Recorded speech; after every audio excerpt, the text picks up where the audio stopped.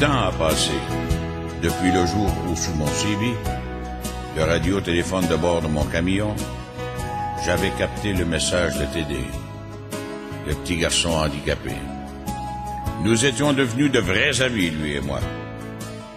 Sitôt que j'avais un peu de liberté, je m'arrangeais pour venir le voir et lui apporter quelques douceurs. Il me parlait souvent de la première visite qu'on lui avait faite, des 1000 petites choses qu'on lui avait données.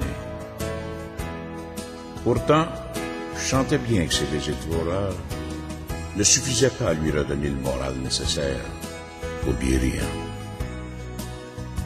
Il fallait pour t'aider un autre compagnon qui soit près de lui plus souvent. Ce compagnon, le hasard allait le placer sur mon chemin. C'était l'époque où toute une population se jette pêle-mêle sur les routes. Ça s'appelle les vacances. Et ça ne souffre aucune entrave. On sacrifie tout à la folie du départ. On plaque tout et on s'en va. Nous, les routiers, pendant 48 heures, on s'arrête et on laisse passer le flot.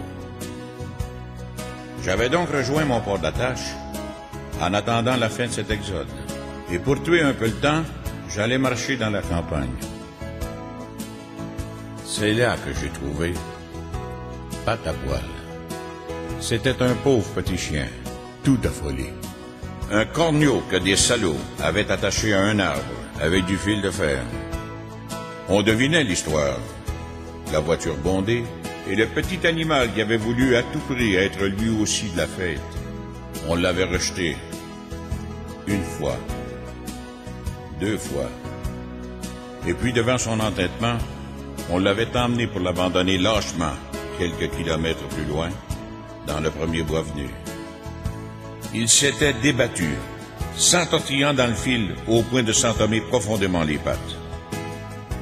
Il avait crié, appelant au secours ceux qui déjà l'avaient oublié.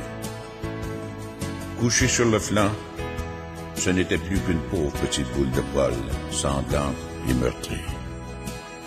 C'est pour cela que je l'appelais Patte à Poil. Je m'approchais de la bête et lentement, avec précaution, j'arrivais à la délivrer de ses liens. D'abord, elle me mordit. Et puis, elle me lécha les mains avec reconnaissance. Je le ramenais au camion, la soignais de mon mieux. Et c'est là, en voyant ce petit chien boitiller sur 3 pattes, que j'associais Teddy à cet incident. Ce fut comme un déclic.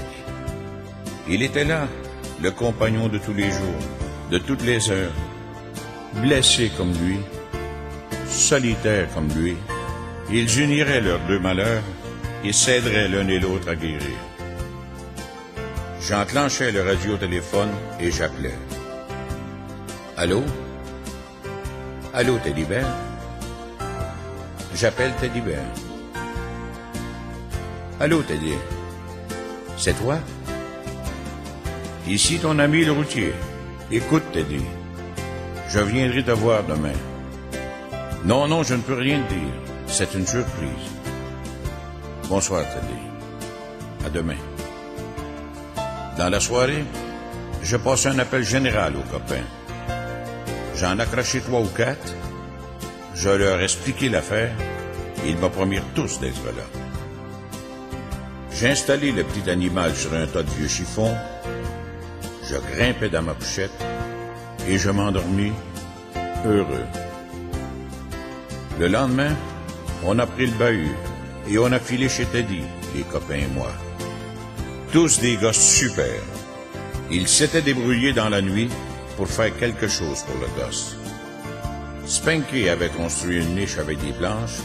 Un autre avait tressé un collier et une laisse pour que Teddy puisse emmener Patte à Poil en promenade. Quand il remarcherait. Un autre, qu'on appelle le cochon à roulettes, parce qu'il conduit le camion frigo d'une charcuterie industrielle, avait voulu apporter de la viande pour toute une ménagerie. Quand on a poussé la porte de la petite maison, j'ai cru un instant que Teddy allait sauter de son lit et marcher. Il battait des mains. On l'a assis dans son fauteuil et on a posé Patapoil sur ses genoux inertes. Il l'a serré contre son cœur. Il mêlait leurs larmes de joie. J'ai vu tout de suite que c'était gagné, que ça collerait bien tous les deux. On a passé une super journée. Et quand il a fallu repartir, tous, même le vieux Ben qui va bientôt lâcher le volant, on avait vraiment l'impression d'avoir 7 ans.